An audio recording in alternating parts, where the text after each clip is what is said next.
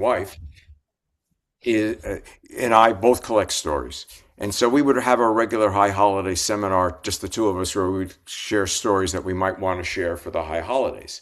And he had a congregant who was regularly trying to tell him a story that he wanted to get through. My wonderful colleague had a moment where he said, I've heard it before. One day the congregant approaches him, starts a story, and the rabbi's about to interrupt him, and the congregant says, "Rabbi, when I go to the Boston Symphony and they're playing Beethoven's Ninth, I don't get up and say, I've heard it before." So, Vanessa, I'm ready whenever you are, or at least I'm going to pretend to be ready. Okay, I really like that, and you could go on the whole, Fair vase. Yeah. fair vase. You could go on the whole time, but every speaker deserves, a great intro. I've started recording. It's Sunday, May 3rd. And Rabbi Michael Zedek is Rabbi Emeritus of two wonderful synagogues, Emmanuel Congregation in Chicago and Temple B'nai Yehuda in Kansas City, Missouri. After his retirement from Emmanuel, he served as senior advisor to the Central Conference of American Rabbis, CCAR. It's a good thing I know what that means. And now serves as rabbi in residence at the St. Paul School of Theology. And that sounds, if we have time, I'd love to hear about that. I'll be delighted. But with no further ado, he's here to talk to us about his new book, which he's going to tell you about, and storytelling. And we started off by telling stories. Who doesn't, everyone loves, well, I love to tell a story too. Take it away. And what's going on here is an exquisite recognition that stories are sticky. Stories are far more effective in communicating values and opportunities for changes in behavior than any essay. It's easier to remember it, not only easier, it's often sticky to remember the illustration, the example, the story that outflanks our resistance to change. At any rate, I do want to share my screen just to show you what we've got here. I want to get that. That's the cover of this new little book I have, which it looks like that. And a small word or two about it itself. I found very immodestly, I was invited to do a TED Talk. And if you're at all aware, the screens for TED Talk to get through to be accepted are not insignificant. So the first person says, "Send me a recording of what you want to do." And I said, "Of course." So he sent it. It's very interesting. It's not a TED Talk. Let me send you some examples of TED Talks. So, of course, he sent me 3 examples. Now, I'm going to be completely immodest and I hope honest. None of the speakers he sent me was a better speaker than I, but one of the talks had... You are a very good speaker. Thank you. I appreciate that. There's even a part of me that believes it, by the way. But as it happens, one of the talks was illustrated, and I thought the illustrations were stupendous. I tracked down the illustrator, and she's the person who did the illustrations in this book. Now, one other footnote before we plunge in. The original cover, this is a porcupine. That's obviously a doggy. This is a young woman. This is an older woman, and this is an African-American young man. The original cover that this woman of color designed, this is a commentary on our current culture, I suppose, had the young man in the middle, and where the dog was a monkey. Several people who happened to be Caucasian said to me, "You can't do that." It never even crossed my mind, the Monkey African-American Association as a racist meme. I shared it with my congressman, who's one of my closest friends, who happens to be African-American. I shared it with an African-American minister. They didn't think they didn't even notice it either. But because some people would, we clearly made the change. So the main thing about the book for a moment, and then I want to just throw in how this whole came to be, with stories, obviously, is I always would use a story as the climactic moment of either a homily, fancy word for sermon, or in teaching a class, especially with young people, because again, what sticks? And I was telling this particular story, which I hadn't used in 4 years to a group of bar and bat mitzvah students. Now, the last time I had used it was on a Yom Kippur morning sermon 4 years earlier at the conclusion. These kids at the time were 8, maybe 9 at the most. They had no business paying attention at that point. I began to tell the story, and a whole bunch of the kids said, I remember that, I remember that. Now, obviously, they couldn't tell it nearly as well as I, but they remembered it. That's where I learned these really matter. They stick. Here's that particular story. It's not in the book, but it's what motivated the book. In the tractate of the Talmud called Avodah Zarah, it literally means strange worship, but idolatry. There's a section in which the rabbis, the sages, are debating whether it's appropriate or not for Jews to attend the gladiatorial combats of ancient Rome. And as I'm sure you would imagine, the sages say we must stay away from such barbarism and brutality. And then for the first time in his career, at least as far as the Talmud is concerned, a certain rabbi, Rabbi Nathan, he's cited all of 2 times in the entire Talmud, so he's not exactly the most important sage, at least in terms of recorded lessons. He says we have to go. And they say to him, Mahasiba, for those whose Aramaic may be rusty, what's your reasoning? And he says, when the crowd shouts for the blood of the defeated gladiator and goes thumbs down, our job is to shout thumbs up. And I thought, wow, that is an exquisite definition of the mission of being part of this people. Because there's no shortage of things that would turn to cynicism and despair. But afal pi chen, we will not give up. We will be invariably prisoners of hope. When I was teaching a particular confirmation class, one of the students said to me, for those of you who may be fans of the group Wilco, anybody know Wilco? Jeff Tweedy, at any rate. They were members of the synagogue, and one of the privileges of my life was Jeff studied with me to become part of Jewish life. His son, Spencer, was one of the finest students I ever had. He said, you got to put these in a book. And so some of these stories now in a book, and in the book that you have before you. The other preliminary is that one of the lovely things about this book, as far as I'm concerned, 9 richly illustrated stories, all of which have lessons about compassion and empathy as their nimshal. How do you translate nimshal? The lesson to draw from the story are opportunities for cross-generational conversation.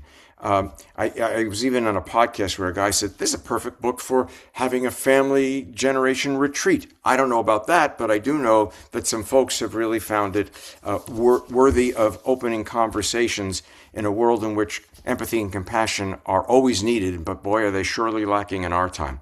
I want to give one, the big advertisement is that all proceeds from this book go for scholarships for needy young people.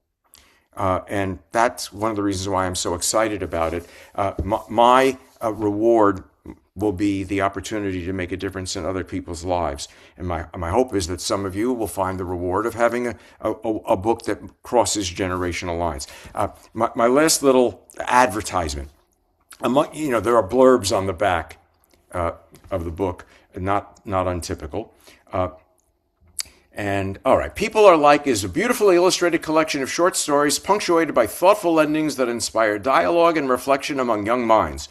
Author Michael Zedek finds humor and wisdom in porcupines needing hugs, dogs smitten by their tails, and portly hippo wary of teasing about his weight. While laughing at the follies and perspectives of animals, kings, and even redwood trees, it's the deeper message and the self-discovery that will stay with readers of all ages. That's the preliminary for... Here's the great blurb, as far as I'm concerned. I love Pop Pop. That's one of my grandchildren. I love Pop Pop's book, and I think you will too. That's what Max said. My big brother is right. Our grandfather's book is terrific. I'm done. No, I'm kidding. I'm putting in the chat. You can go. You don't have to go to Amazon, or you go to your local bookseller. But this is the book. Thank you. Why won't my pages? I can't change. Uh, I can't change the page. Ah, there there. you go. Okay. Uh, but why? My goodness, come on. This is very disconcerting. Right. You might Darn it. It's there. going mightily slow. Goodness Yes, gracious. mightily slow. There must be something you have to press. Yeah, well, I'm going the up and down arrow. Yeah. Uh, uh, the best laid plans of mice and men are ever Right. to go asunder. Um, Okay, I think by George, I think he's got it. okay, there we go. Okay, I wanted the, the illustrator who at the time was living in London. I don't know. Can you see the piece of artwork Yeah. behind? Yes. That's my daughter's. The older daughter is now 50, so it's quite a few years ago, and the illustrator imagined that I was reading to the children at a time when I was not follically challenged. So that's her version of me. But more importantly, I want to go to the first illustration. Wrong way. There. A prickly problem. Now, this is a story that's based on a different story by the German pessimistic philosopher, 19th century Arthur Schopenhauer. Anybody ever heard of him? Yep. Okay. Schopenhauer may be sui generis in history as he was the first genuinely authentic, magnificent anti-Semite in history. I mean by that, he didn't hate Jews. He hated Judaism. And the reason he hated Judaism is because we've introduced to the world the notion of there's a difference between the world as it is and the world as it should be. And in the world as it should be, things should get better. We are tikkun olam craziness, right? So he said, by the way, his pessimism, that what is what is what is, and there's nothing you can do about it, was based on, in his time, the Indian sacred books, specifically the Bhagavad Gita, became available in Europe in translation. And one of the insights of the wisdom of the East is to simply accept that life is to suffer, to endure, and to get out. What is what is what is. And the wisdom that Judaism introduces to the world is that bridging the distance between the world as it is and the world as it should be. He says human beings are porcupines. And because it's cold out there, porcupines huddle together to get some warmth. But if we get to a certain closeness, the quills get in the way, so we withdraw. But it's cold. Back and forth, until, like porcupines, we learn to live not too close and not too far. Well, I find that to be an utterly horrifying notion. There's the little ouch, right? By the way, a young kid once asked me, "How do porcupines make love?" But that's for a story in another. Another day. That's another option. Yeah. But human beings, we are lucky because unlike porcupines, we can remove the things, the quills that keep us from getting close to other people. We can do that for ourselves, and for sure we can help other people feel cared about, warm, and best of all, loved. Start with a big warm hug. Hug someone you care for and who cares for you, because hugs don't hurt. Hugs never prickle. Hugs feel a lot better than quills. Hugs make us feel warm inside and outside. And that's an example. Although I can't help it. I think her illustrations are absolutely marvelous. I hope you agree. I sincerely hope you They're agree. really lovely. Thank you, Vanessa. You're on my team. Thank you. Yeah. So now I want to tell a story that's not in the book, but is instructive in terms of what I just suggested about the world as it is versus the world as it should be. One of the things I do is collect folklore and stories. And in fact, someday, if you want, I have a talk called Folklore and Stories, A Window to the Soul. Be delighted to present, because I love being part of any makom, but your makom is one of the most special places I know. That's a very clever wordplay in Hebrew and English. At any rate, Indeed. if you accept the notion that many scholars of literature insist that there are only a certain number of stories. Most scholars will argue there's 6 or 7 basic plots. And every story is simply a variation on those stories with the nuances and values that a particular culture will implant into the story. So highfalutin talk, let me illustrate it more specifically. Here is a story that comes out of Buddhist tradition. A woman's only child dies, God forbid. A woman's only child dies. She goes to see the Buddha. Restore my child to life. He says to her, bring me a mustard seed from a home that has not known sorrow, and I shall restore your child to life. And of course, she understands what the Buddha is teaching her. There's no such home. And she leaves, resigned to her fate. By the way, mustard seed, you could do a book this thick of mustard seed stories, because for the ancients, it represented just the smallest little something. We would call it a subatomic particle, because mustard seeds are very, very small. Here's the Jewish version of that story. A woman's only child dies. She goes to see Elisha. For those whose Sunday school lessons may not have been paying total attention, he's the one after Elijah. And in the Hebrew Bible, he does a CPR-like reviving of a child who seems to have died. So, he's the perfect one for folklore to pick. She goes to him and says, restore my child to life. He says to her, no surprise, bring me a mustard seed from a home that has not known sorrow, and I will restore your child to life. Now here's what becomes a Jewish story instead of the Buddhist story. She goes looking. No one can imagine being told this is what you need, not at least trying. Many years later they meet, and hear what I consider an exquisite detail.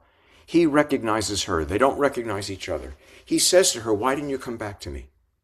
And she says, well, at first I was desperately looking for that mustard seed that would restore my child to life. But in every home I entered, there was pain. And I was too busy trying to relieve pain to return to you. The wisdom of that story is you can't get better unless you help others get better. You'll never be the same. No one recovers from such a trauma.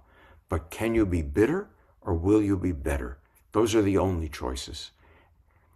What is what is the Buddhist story. In the world as it should be, children should not die from their parents. And we will tilt against endless windmills to change the balance, to change that balance. So let's do one more story from the book and see what else we can play with. That's a good story. In fact, I'll just quickly summarize that one. An older dog and a young pup are having a discussion. It's not just in Disney that animals can talk. It's also in People Are Like, stories for young readers and readers who wish to stay young. In the short version that I'm going to share now, the young pup is saying, I've discovered the secret of happiness is in my tail. The only problem is no matter how much I chase it, I can't catch it.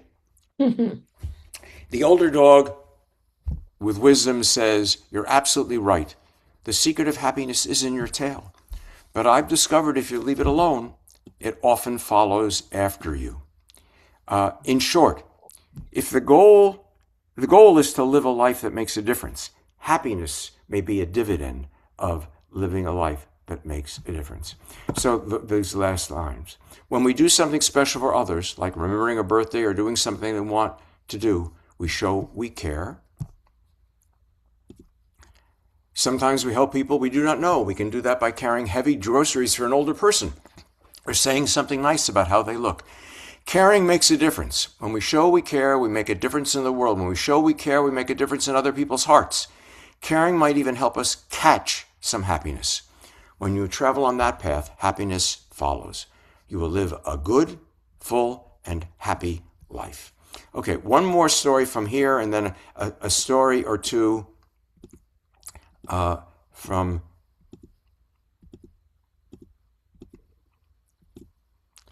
all right, I'll tell this story.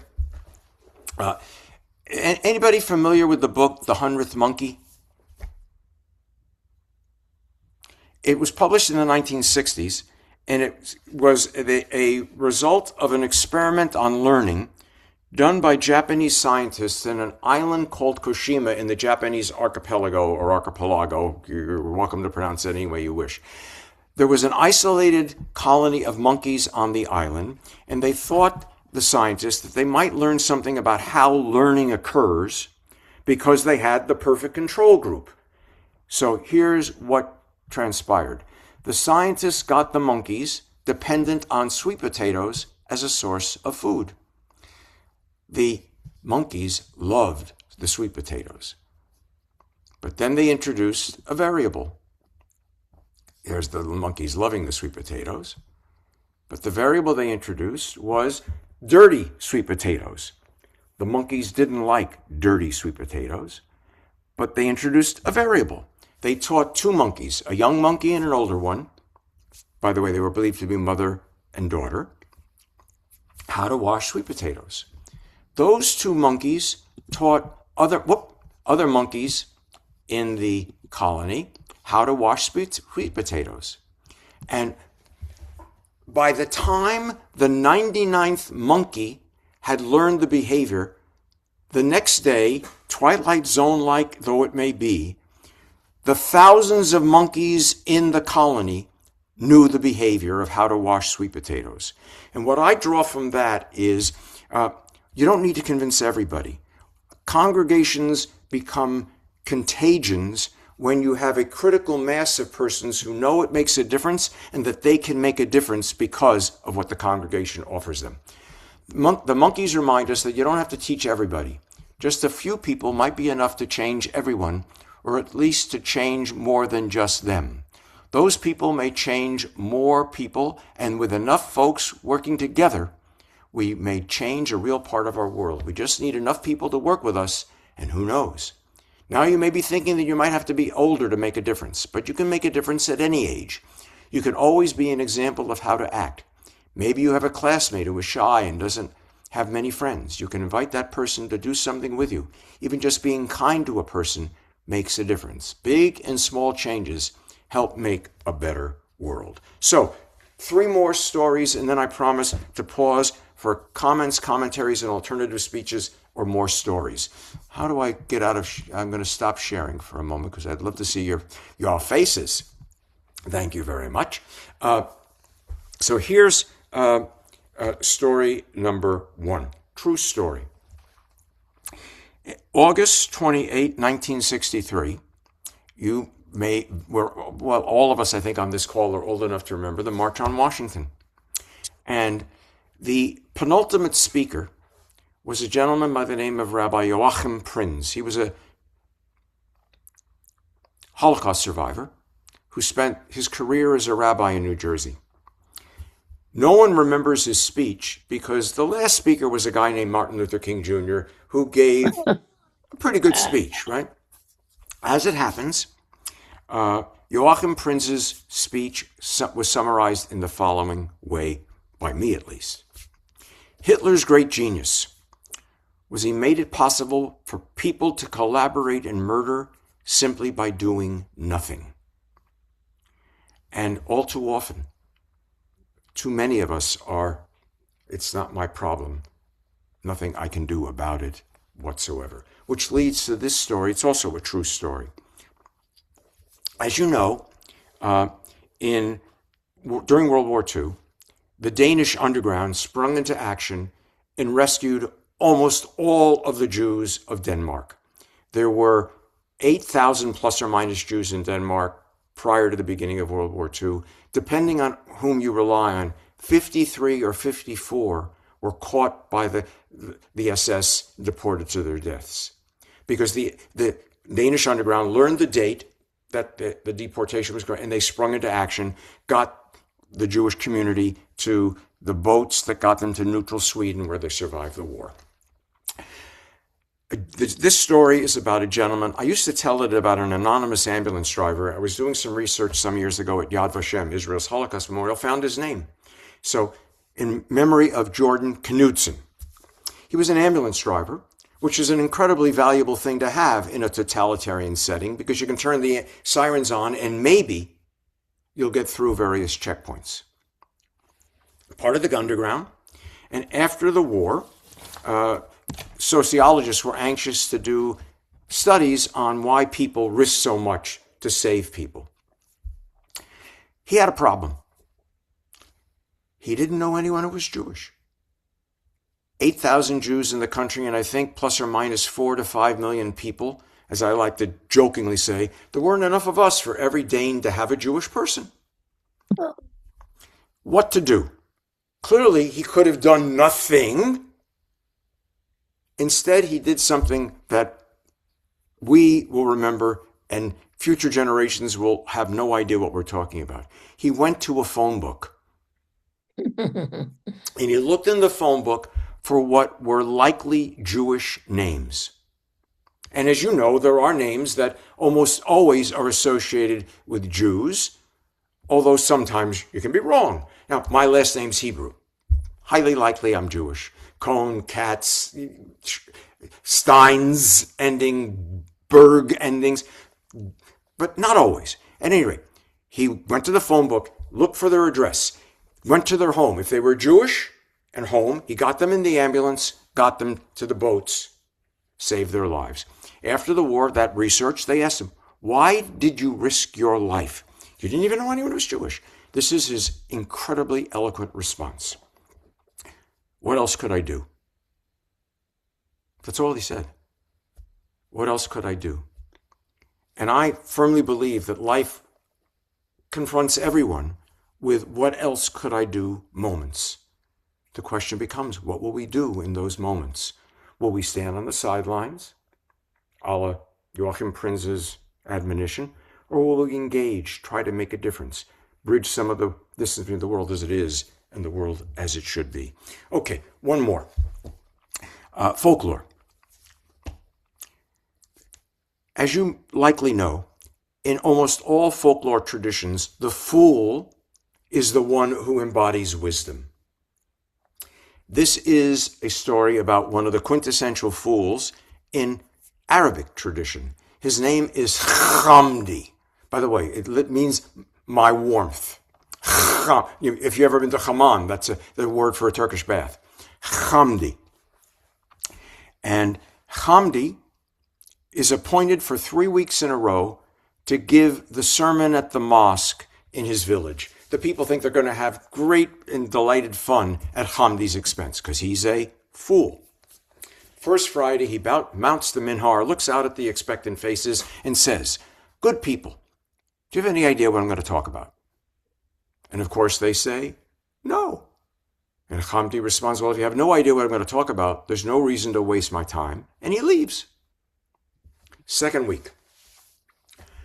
"Good people, do you have any idea what I'm going to talk about?" Remembering what happened the week before, they say, "Yes." And he says, "Well, if you already know what I'm going to talk about, there's no reason to waste time." And he leaves. Third week. Same question. "Good people." Now chaos reigns. Some say yes, some say no. And Hamdi says, "Well, if those of you who know what I'm going to talk about will tell those who don't, we'll save a lot of time." And he leaves. Now, again, the nimshal, the takeaway of that story is we are good people. Will we strive to become better people? Because all of us are works in progress. Whereas Judaism would insist, none of us is ever done growing. So let me share one more story, and then I promise we can have something like a conversation as opposed to a monologue. Oh, goodness gracious, what happened here? Come on. There we go. You see it? Yes? No. That's it. Is it up? No. Ugh. All right, then I'm going to... How do I get out of screen sharing? There, stop sharing. Okay. Yeah, okay. All right. I thought, let me put it this way. Tech is not my strong suit. So this is a particular story that I think especially beautiful in the book. It's about redwood trees. And as you may know, redwood trees are the tallest, the largest living things on the planet, many of which live to be 2,000 years old. If you were to consult with an engineer they would tell you unquestionably that redwood trees cannot grow as tall as they grow. If you've been to any of the groves of redwoods, you know the problem is redwoods have very shallow roots. And any engineer would tell you, if you're going to grow tall, you got to go down deep to have a strong foundation. But redwood trees did not consult with engineers. They solved the problem in a remarkable way. They intertwine their roots. They grow in groves. They literally, and I do mean this, I'm not using that word incorrectly, they literally hold each other up, which is to say, I only grow tall if you grow with me. And what I take from that is so often we put someone else down on the presumption that it will make us feel bigger, stronger, more esteem about self. I make you smaller, I get larger, I get taller, I get better. People do it over and over again. From the cliques of junior high school to the gossip circles that too often envelop too many of us in, I'm not as like you, that person over there. And it persists because the reward of somehow feeling better doesn't last. Because you can't get better unless you're helping others get better. And I find that exquisitely important for young people who learn that lesson, the first lesson of putting someone else down to get larger, too readily and too often, when the true notion is, let's work together to get not physically bigger, but emotionally stronger, taller, more wonderful and wondrous. In fact, that reminds me of a story, since just about everything reminds me of a story. Some of you I know are familiar with the wise men of Chelm, which is meant to be ironic. And so the wise men of Chelm are debating, how does a person grow? And one says, we grow from the top down. What do you mean with the top down? Well, I was watching a bunch of soldiers marching, and their feet were all at the same level, but their heads were at different heights. That proves we grow from the top down. And another, that's ridiculous. We grow from the feet up. What do you mean we grow from the feet up? How can you? Well, it's obvious. I bought my kid a bunch of pants only a couple of days ago, and already they don't fit him. We grow from the bottom up. The true answer is, if we're going to grow in any way that really matters, we grow from the inside out. And how we impact and how we touch and how we make a difference. You got tolerance for one more story? Okay. Yes. Okay. So this is a true story. Winston Churchill's mother had dinner with two of the most important individuals of her time, both of whom served as Queen Victoria's prime minister, Disraeli and Gladstone. They were great political rivals, etc. She had dinner with Gladstone, and she was asked, what was it like to have dinner with the great Gladstone? And she said, after dinner with Gladstone, I was convinced that he was the single most remarkable individual in the entire United Kingdom. 2 weeks later, she has dinner with Disraeli. You guessed it, as good storytelling would require, thank God. What was it like to have dinner with the great Disraeli? After having dinner with Disraeli, I was convinced I was the single most remarkable person in the entire United Kingdom. The story is so fantastically instructive. Because all too often, spotlight on me, there should not be any other spotlights available. As opposed to the story that goes, there are two kinds of people in the world, the person who enters the room and says, here I am, and the person who enters the room and says, there you are. We need to have more there you are-ing than here I am-ing. At any rate, let me pause for a moment, because I've only got about 70 or 80 stories available at the moment. Yes, you do. Do we have any questions? Questions, comments, alternative Right, you speakers. can raise your hand. I'm going to remove the spotlight just so I can see everybody. You can put it in the chat. I'm happy to do that as well. And of course, if you don't have questions, I do. Oh, good. But it's, by the way, if somebody has, oh, here's a story that's always served me, I'm happy to steal it. There's a great line attributed to a comic having a conversation with Milton Berle. He tells Berle a joke, and Berle says, "That's really great. I wish I'd thought of it." I said, and he said, "You will." Marilyn has her hand up. Marilyn, go ahead. Wait, wait, By the way, wait. you have your virtual hand up. Wait, there you go. Vanessa, you had a question first, so ask No, your. no, Marilyn, go. I'll go at the end. Well, Rabbi, I am a fan of yours, and I was so Thank you. excited that you were going to speak this morning. It took me a little time to get onto line, so I missed about the first 7 minutes. The only really good part, of course. Yes. It's recorded. It's recorded. I'll send you the link, Marilyn. But I do listen to your on YouTube. I listen to Oh, your lectures and your stories, and I'm a retired educator in special education, and stories have always been my thing. So one of the things is when my grandchildren were small, they wanted to hear my stories always before bed. And I would say, "Do you want to hear a real story or do you want me to make up a story?" And they'd say, "We want to hear both your stories." oh. But the best ones were the real stories.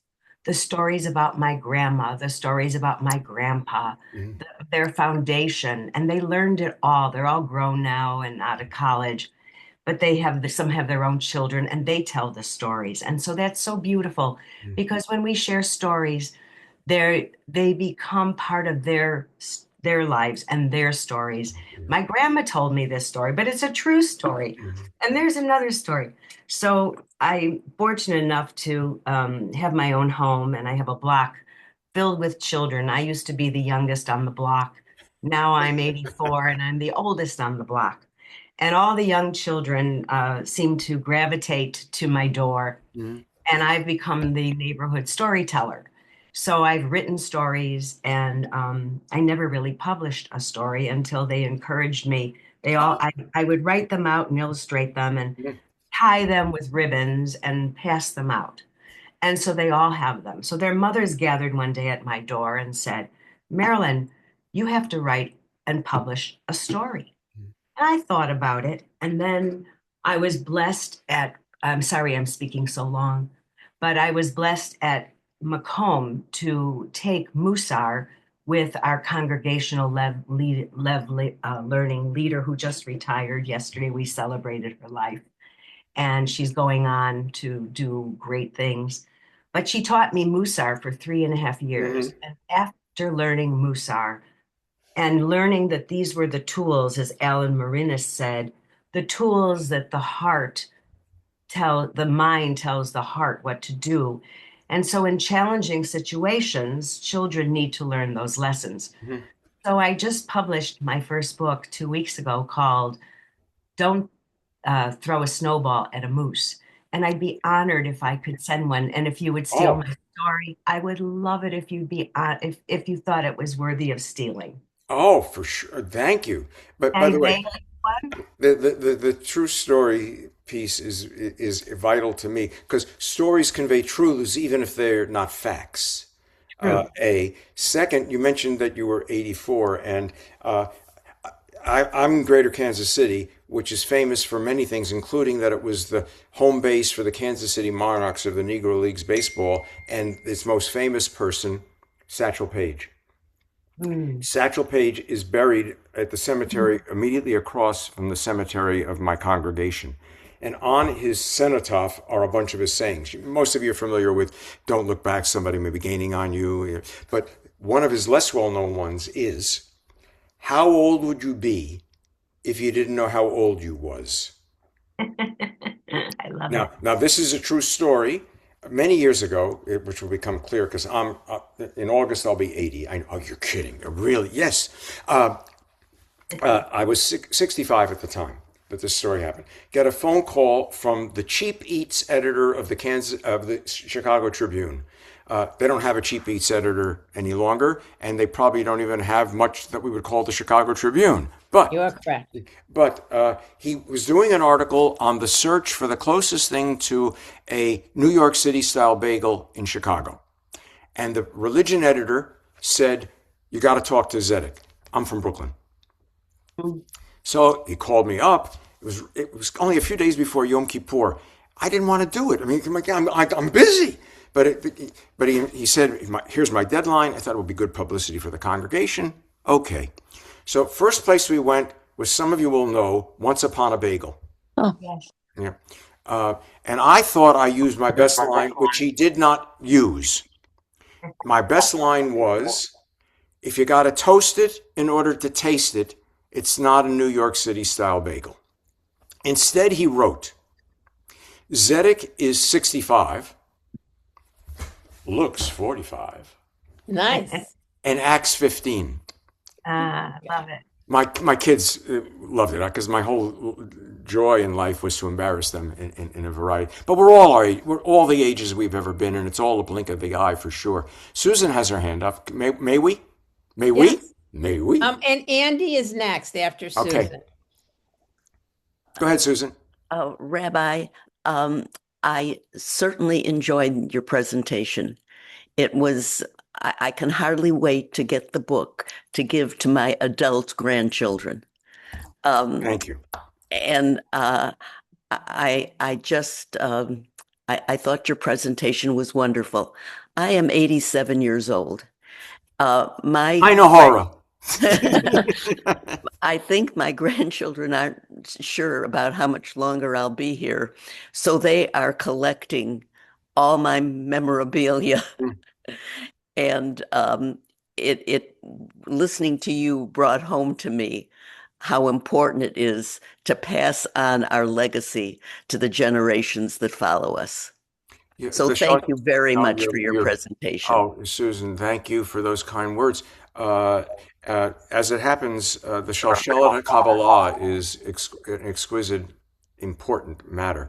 The chain of of tradition, and how do they know what matters unless we share it with them? Exactly.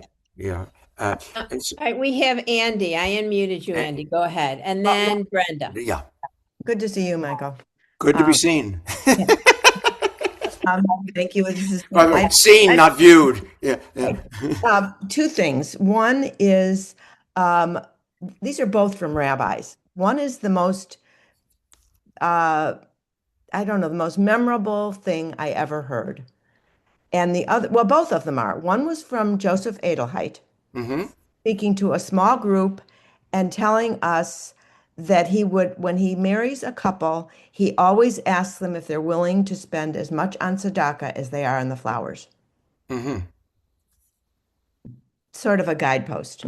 The other one is from Rabbi Kudan. I don't know, Harold Kudan, you probably know him. Yes. And he told the story of two journalists, a journalist and his friend, who took a walk every day, went past a paper stand, and the guy who owned the paper stand was gruff, nasty, whatever, nothing nice. And the friend says to the journalist, "I don't understand why you're always so pleasant to him. He's horrible."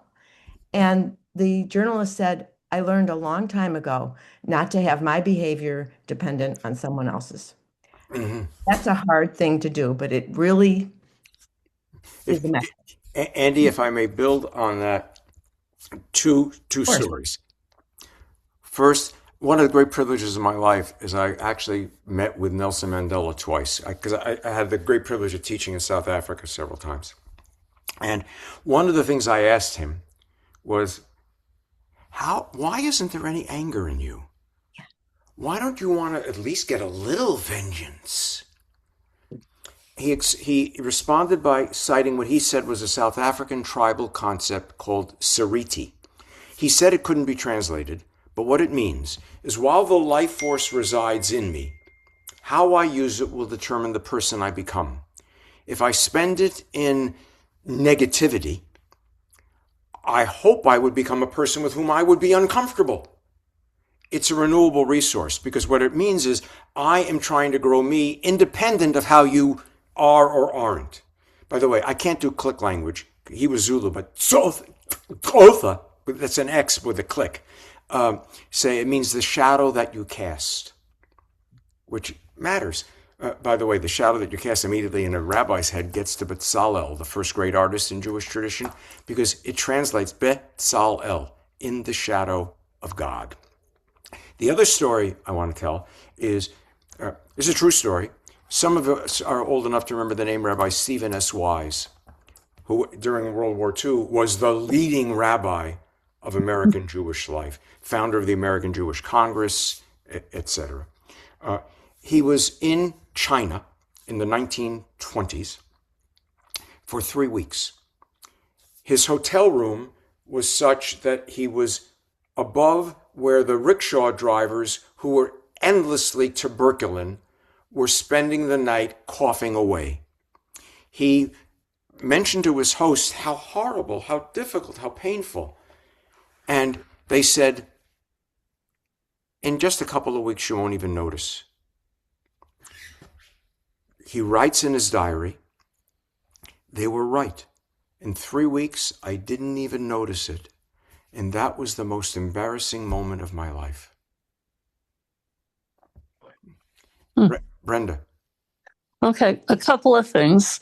I think one of the most important things we can do is not take ourselves too seriously, to be able to laugh at, when we do stupid things, or, when things happen to us, instead of being embarrassed, just laugh at ourselves.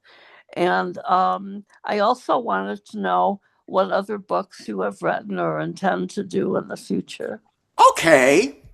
Well, first, my first book is called Taking Miracles Seriously, A Journey to Everyday Spirituality. And I actually did a couple of years ago a presentation to the group on it. It's still available. It's in a second printing, Taking Miracles Seriously.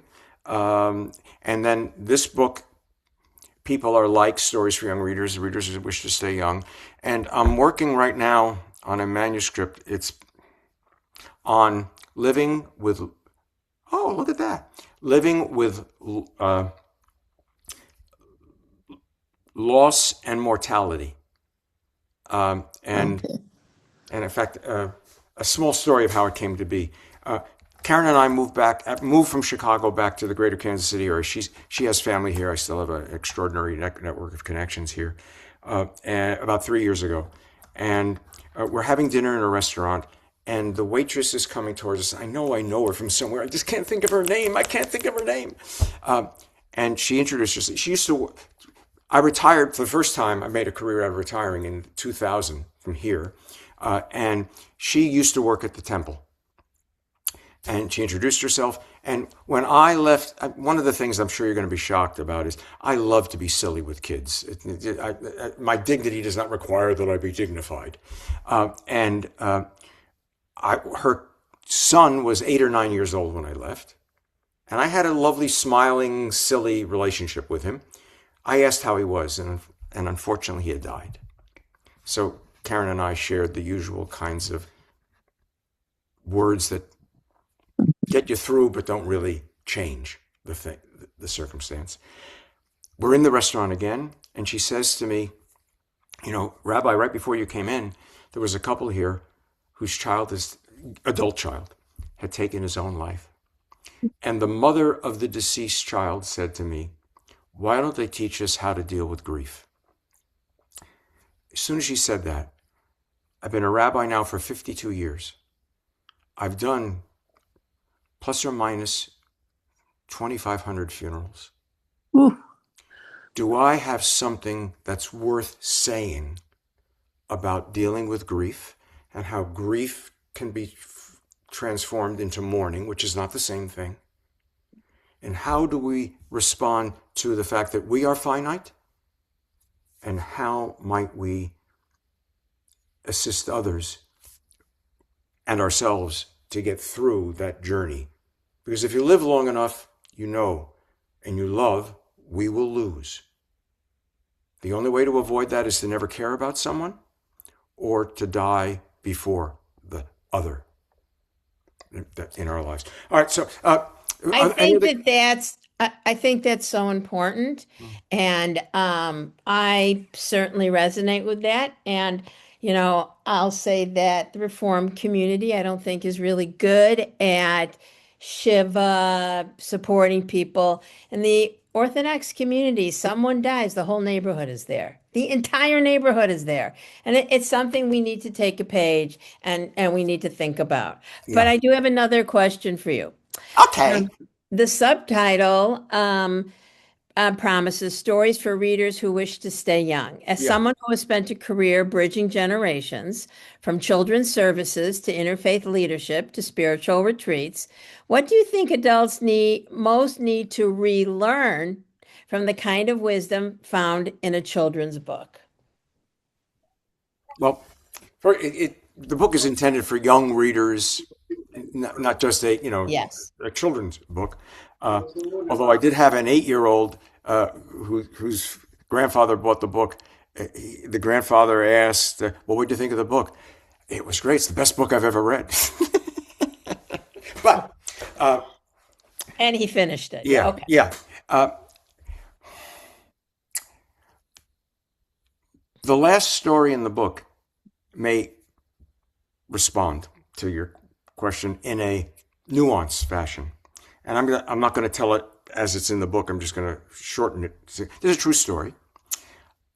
I was walking out of the congregation after a family service, and the dirty little secret of family services is in this case, the rabbi is pretending he's talking to the kids. You're really talking to the adults with the notion that, oh, isn't that cute? Or it might even an idea that penetrates and alters circumstances.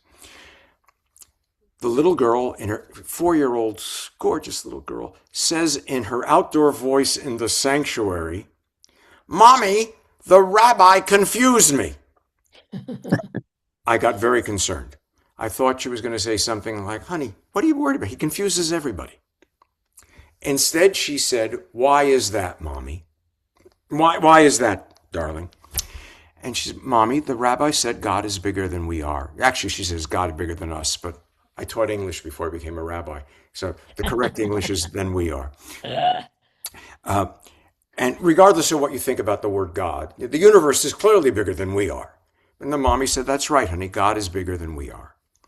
"But Mommy, the rabbi said there's a part of God in every one of us. Is that true, Mommy?" And that is the chutzpahdik claim of Jewish tradition. Every human being is of infinite value. Every human being has something sacred because they are, no more, no less. We call that image of God. And the mommy said, "That's right, honey. There's a part of God in every one of us." And then this little girl, the single most brilliant theological statement I've ever heard, she said, "Mommy, if God is bigger than us and God lives in us, wouldn't God show through?" And from my perspective, we've all known people like that. We might even wish to grow to become persons like that, even if that language is totally foreign to the experience. Because what does it mean? It means enthusiasm. That this joy of life is not going to end up in thumbs down. That word is important. Enthusiasm, anybody speak Greek? It comes from the Greek word enthusiasmos. It literally means to be full of God. By the way, it's a connection to the miracle, if you're Catholic, of the Mass. You eat the God. You become full of the God. You become enthusiasmos. By the way, the Hebrew word's even more wonderful. The Hebrew word that translates into English as enthusiasm is hitlaavut. It means to be on fire. And if we're on fire, some people may be warmed, no matter what our years. How old would you be if you didn't know how old you was? Reminds me of a story. True story. There was a gentleman who hung out at the Western Wall in Jerusalem who was regularly approached with, because he was advanced years, how do you maintain your joy for life? This was his answer. Many, many years ago, when my father decided we were going to make Aliyah, he took me to see his Rebbe before we left for Israel. It was then Palestine, of course. The day being late, I was put to sleep in the rabbi's study.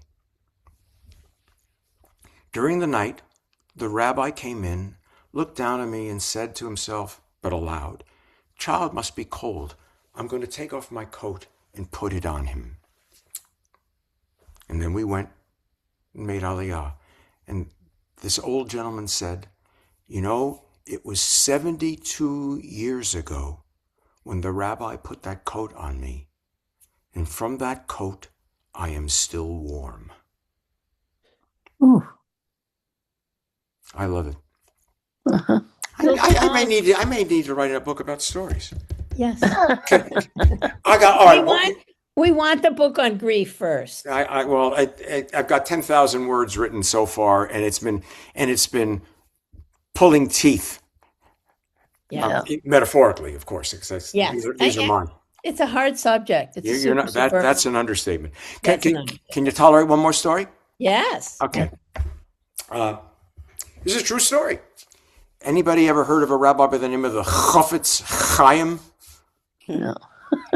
You wouldn't have liked him. He was ultra-Orthodox. He didn't like us. But there's stories that are told about him. Chafetz means the one who desires or is intoxicated, Chaim with life. True story. He's called to be a character witness for one of his students who's on trial in a Polish law court. And you may know, anybody a lawyer?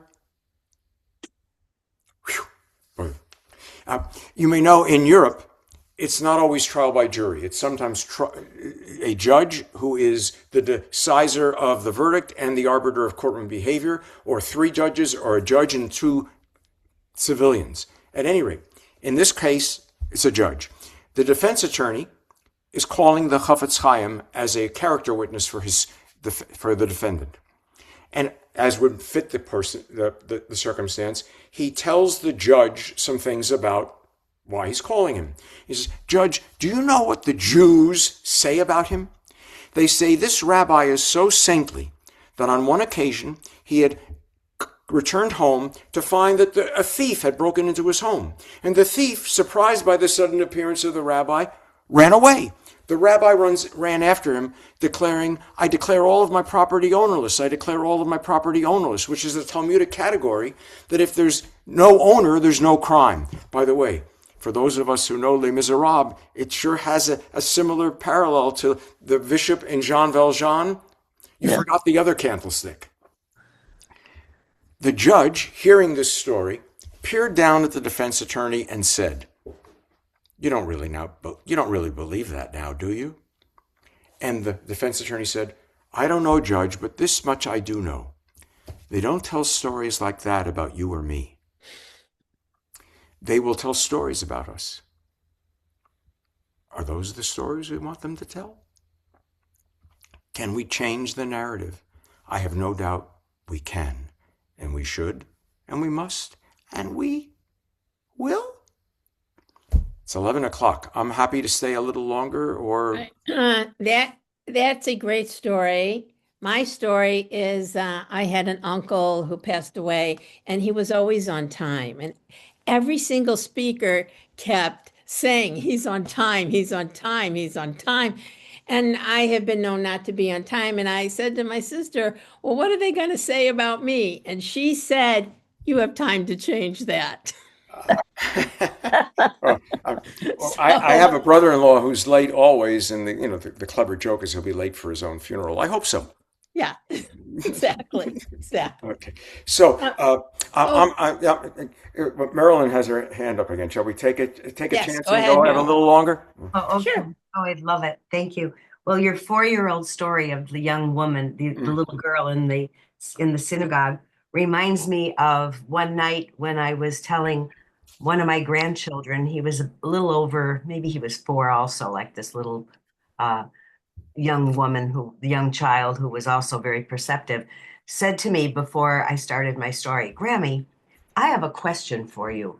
I said, yes, Lou, what is your question? And he said, who is God's mother? And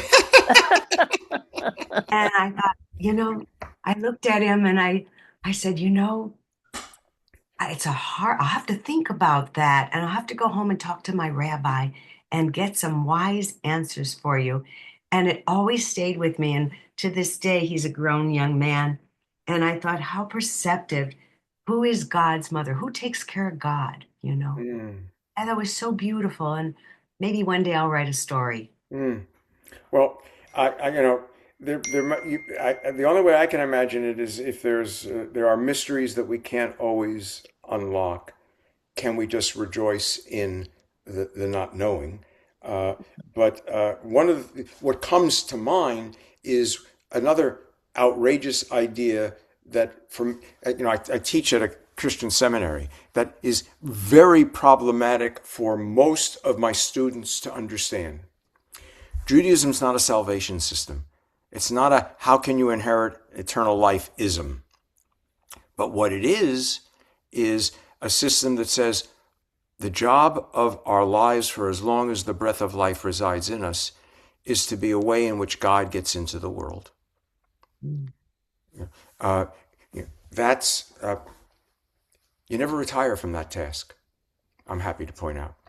At any rate, we want to thank you. no, I'm going to thank you for the opportunity. Buy many copies. Buy many copies. Yes. So, and we'll have it in our library and so on and so forth. And we'll see you after your next book. Thank you. For everybody else, next week is Mother's Day. We're off, but May 17th, we say our own. That means they're congregants. Readers Theater is going to have a session on May 17th.